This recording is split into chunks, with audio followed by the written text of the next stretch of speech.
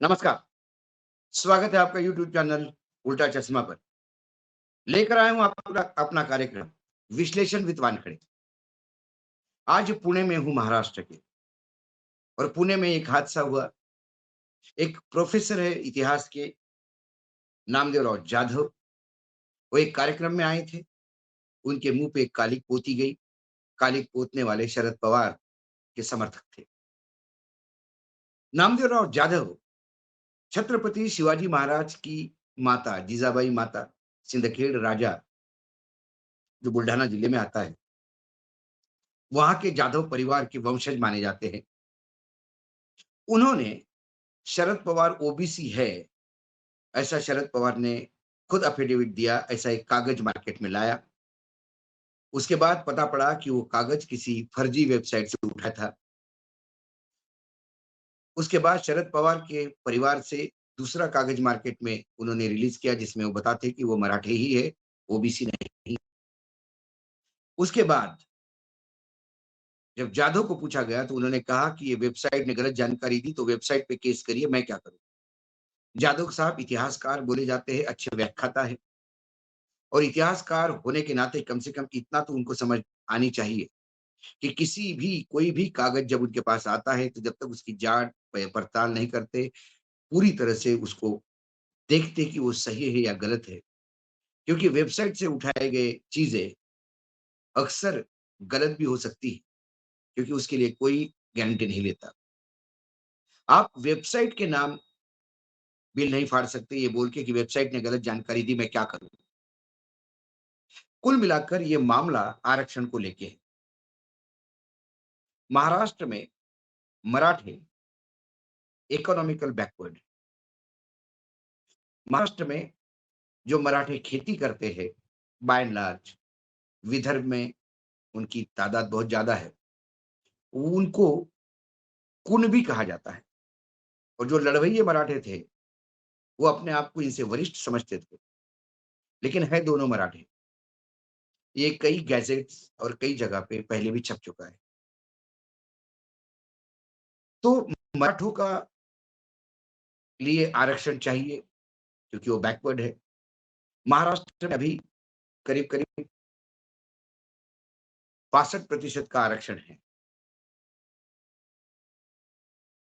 इसके बाद यदि मराठों को 15% और दिया, जो पहले देने का प्रयास किया, दिया गया अशोक चौहान पृथ्वीराज चौहान के मुख्यमंत्री काल में, लेकिन सर्वोच्च न्यायालय ने उसको रिजेक्ट किया। जैसा सर्वोच्च न्यायालय ने हाल ही में सर्वोच्च न्याय चंडीगढ़ हाई कोर्ट ने हाल ही में हरियाणा गवर्नमेंट का भी 75% का कैप रिजेक्ट किया। बिहार में 75% ज़रूर दिया है नीतीश कुमार ने, लेकिन वो सर्वोच्च न्यायालय में कितना टिक पाएगा ये पता नहीं। मराठों के साथ ये हो चुका है। लेकिन जब महाविकास आघाड़ी की सरकार थी, तो विपक्ष के नेता होने के नाते आदरणीय देवेंद्र फडणवीस लगातार मंचों से ये बोलते थे कि इस सरकार की नीयत नहीं है आरक्षण देने की। सरकार आरक्षण दे सकती है। यदि मैं सरकार में आऊँ तो मैं तुरंत आरक्षण दूँगा, नहीं तो राजनीतिक संन्यास लूँगा। जब वो सत्ता में आए, तो अब उनकी भाषा बदल गई। वो कहते हैं कि आरक्षण कोर्ट में टिकना चाहिए, इसलिए कोर्ट के द्वारा ठीक हो जाए, ऐसा कुछ मैं रास्ता ढूँढने का प्रयास कर रहा हूँ, जो कहीं कतई दिखाई नहीं देता। ऐसे में मराठा समाज का एक किसान युवक मनोज जरांगे पाटिल अनशन पे बैठा है। वहाँ महाराष्ट्र सरकार का कोई आयोजन था मराठवाड़ा में, औरंगाबाद जहाँ संभाजीनगर कहा जाता है अभी। उस आयोजन के चलते उसका आंदोलन वहाँ से हटाने का प्रयास किया गया, लाठीचार्ज हो गया, लाठीचार्ज बहुत ज़्यादा सीरियस हो गया। मामला इतना तूल पकड़ गया कि पूरे महाराष्ट्र के मराठे रास्ते पे उतर आए और उसने बहुत बड़ा एक हिंसक रूप लिया। आखिरकार सरकार को ये मानना पड़ा कि मराठों को हम कुणबी मानेंगे। उसमें सरकार ने कहा कि हम हर जिले का रिकॉर्ड तय कर रहे हैं, चेक कर रहे हैं। जिन-जिन जिलों में जिन-जिन मराठों को कुणबी कहा गया है, उन्हें हम कुणबी बोल देंगे। जैसे ही कुणबी हो जाते हैं, सर्टिफ़िकेट मिलता है, वो ओबीसी के जो 27% जो ओबीसी को मिल रहा है, उसके वो भागीदार हो जाते हैं। जरांगे पाटिल का कहना है, मुझे सिलेक्टिव नहीं, मुझे जितने मराठे हैं महाराष्ट्र में सबको कुणबी घोषित करो इकट्ठा, ताकि हम सारे मराठे ओबीसी हो जाए। दूसरी ओर ओबीसी को डर लगने का कि यदि इतने सारे मराठे ओबीसी के बीच में आ जाते, कुणबी बन के आ जाते हैं, तो ओबीसी की लोगों की तादाद बढ़ जाएगी, तो फिर हमारे रिजर्वेशन का बंटवारा बढ़ जाएगा। वो बंटवारा रोकने के लिए पहले ओबीसी का जो एक संघ है नागपुर में, वो आक्रामक हुआ। वो आक्रामक होते-होते बावनकुळे जो बीजेपी के प्रदेशाध्यक्ष हैं, वो ओबीसी कोटे में आते हैं। उन्होंने जरांगे पाटिल के सामने ललकारा। उनके हाथ में ओबीसी की नेतागिरी नहीं जाए, ये सोचते हुए वडेट्टीवार जो कांग्रेस के विपक्ष के नेता हैं विधानसभा में, उन्होंने तुरंत बीजेपी के बावनकुळे का साथ देते हुए फिर ललकारा मराठों को। और अब ओबीसी के नेतृत्व की लड़ाई इतनी तेज हो गई कि छगन भुजबल को लगा कि ओबीसी का मैं भी एक नेता हूं, और छगन भुजबल ने एक खुल के बड़ा फ्रंट खोल दिया। जहां भुजबल है वहां पैसों की कमी नहीं, आयोजन की कमी नहीं। हाल ही में उन्होंने एक बड़ा आयोजन किया, ओबीसी बचाओ संघ एल्गार किया। उसमें उस मंच से जो भाषा का उपयोग हुआ वो इतना स्तरहीन था कि हमारे पास खासिया है, हम डालेंगे। ओबीसी के ऊपर उंगली उठाई तो याद रखना, ईंट का जवाब पत्थर से देंगे। जब ऐसे भाषा का प्रयोग होता रहा, कुछ नेता है महाराष्ट्र में जो ऐसी उलूल-जुलूल भाषा का प्रयोग करते हैं, लेकिन छगन भुजबल जो कैबिनेट में बड़े पोस्ट पे मंत्री है, उनके द्वारा इस आशय की भाषा यूज़ करना, ये कहीं न कहीं आने वाले समय में संघर्ष के लिए ज़मीन तैयार करने का है। क्या चुनाव आते-आते विधानसभा के महाराष्ट्र में ओबीसी वर्सेस मराठा ये संघर्ष होगा? हाल ही में मराठा समाज के कई लोगों ने आत्महत्या करना शुरू की आरक्षण को लेके। कल 2 आत्महत्या की खबर है, टोटल आत्महत्या 10 से ज़्यादा हो गई है। जरांगे पाटिल के हाथ से मानो कमान छूट गई है। सारे मराठे इकट्ठा तो हो गए, जरांगे पाटिल को सुनने तो आते हैं, लेकिन जरांगे पाटिल अब उनको हिंसा ना करो, इस समझाने के बाद भी कई जगह हिंसा होती हुई दिखाई देती है। महाराष्ट्र के राजनीतिक गलियारों में ये भी चर्चा तेज है कि सरकार के गले में मराठों का ये जो आरक्षण है वो गले में फँस गया।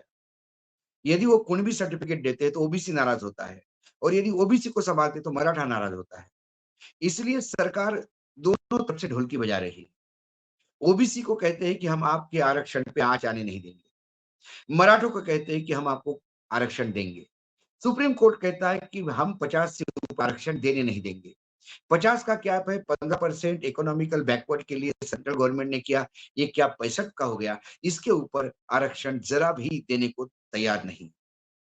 यदि मराठे गरीब है तो उनको ईबीसी इकोनॉमिकल बैकवर्ड में लीजिए, ये सर्वोच्च न्यायालय का कहना है। इस पेशोपेश में यदि ये संघर्ष जातीय संघर्ष होगा, तो सभी राजनीतिक दल इस संघर्ष पे अपनी रोटियां सेकने के लिए तैयार हैं। छगन भुजबल मंत्रिमंडल में को ललकार रहे, वो अपने सरकार के खुद को ललकार रहे हैं, आप एक तरफ यदि झुकाव दिखाओगे तो हम आपको दिखा देंगे। वो कहते हैं कि हम छगन भुजबल को हरा देंगे, तो छगन भुजबल कहते हैं 160 मराठा विधायक को हम घर बिठा देंगे। क्या दबी जुबान में ये बात हो रही है कि छगन भुजबल बगैर अजित पवार के परमिशन के ये कर नहीं पाते? क्या सरकार ही छगन भुजबल का उपयोग कर रही है? क्या जरांगे पाटिल के आंदोलन को हिंसक करने के लिए कुछ और लोग लगे हुए हैं? मराठे नेता जरांगे के हाथ में जाता हुआ नेतृत्व देख के जरांगे को लॉजिस्टिक सपोर्ट दे रहे हैं। पूरे महाराष्ट्र में कोई मानने को तैयार नहीं कि बिना पैसे का, बिना किसी समर्थन का, जो एक सामान्य गरीब घर का किसान है, वो लाखों की तादाद में रैली भी कर सकता है, बड़ा स्टेज भी कर सकता है, जिस स्टेज में सारा तामझाम होता है। कुछ ना कुछ, कहीं न कहीं क्या शरद पवार का अंदरूनी पीछे समर्थन है? ऐसे कई सवाल महाराष्ट्र में हो रहे हैं। ओबीसी को लेके महाराष्ट्र भी अब एक ऐसी रणभूमि के रूप में तैयार हो रहा है, जो भाजपा के लिए भी आने वाले समय में कष्टदायक होगा। उत्तर प्रदेश में जातिगत जनगणना को लेके जो बात हो रही है, शिक्षकों को जो 6,800 शिक्षकों की नियुक्ति चुनाव के आनन-फानन पहले योगी जी ने उनको नियुक्ति दे दी, लेकिन अभी तक उनको नौकरी पे नहीं रख पा रहे हैं। एक तरफ दिल्ली में मीटिंग लेकर बीजेपी वाले कहते हैं कि हम ओबीसी हमारा बैकबोन है, हम ओबीसी के खिलाफ या दलितों के खिलाफ कतई नहीं जा सकते। लेकिन दिखाने के दाँत और खाने के दाँत अलग है क्या? क्योंकि फिर दलितों पे अत्याचार भी होते हैं। दलितों को नौकरियाँ जो दी जाती है, उनको नौकरी पे रखा नहीं जाता। कुल मिला के जो स्थिति बिहार में जातिगत जनगणना करके शुरू की, अब वो जातिगत जनगणना इंडिया गठबंधन हर राज्य में लेके जा रही है और हर राज्य में अब जातिगत जनगणना, ओबीसी, बैकवर्ड इनका एक आंदोलन शुरू हुआ। महाराष्ट्र में सबसे पहले शुरू हुआ और आने वाले समय में दिसंबर, जनवरी में ये और ज़्यादा हिंसक होगा तो आश्चर्य नहीं होगा क्योंकि सरकार शायद इसे हिंसक होने देना चाहती है क्योंकि सरकार की तरफ से किसी पे कोई कंट्रोल नहीं। ओबीसी ललकार रहे हैं, उसका जवाब मराठे दे रहे हैं और उसकी परिणति आज जाधव के मुँह पर कालिक पोत की। पुणे में था, पुणे में यह हादसा हुआ इसलिए मुझे लगा कि ताज़ी खबर है, नई-नई अभी-अभी हुआ है, तो इसका विश्लेषण आपके सामने करूँ। आज इतना ही, फिर आता हूँ सोमवार को किसी विषय के साथ, तब तक के लिए नमस्कार। देखते रहिएगा यूट्यूब चैनल उल्टा चश्मा।